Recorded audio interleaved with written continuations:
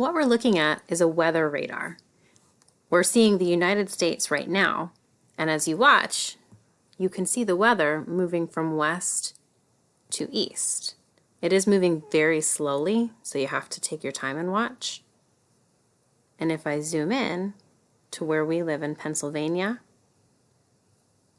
you can see it a little more clearly that the weather is starting here and moving somewhat north and also east at the same time. So we would call that northeast. And if we zoom back out, you can see that there is some snow in Illinois and Missouri in the middle of the country, and that will slowly work its way east as well. Maybe it will track northward and then go east, so we might not get it, but it's still moving from west to east.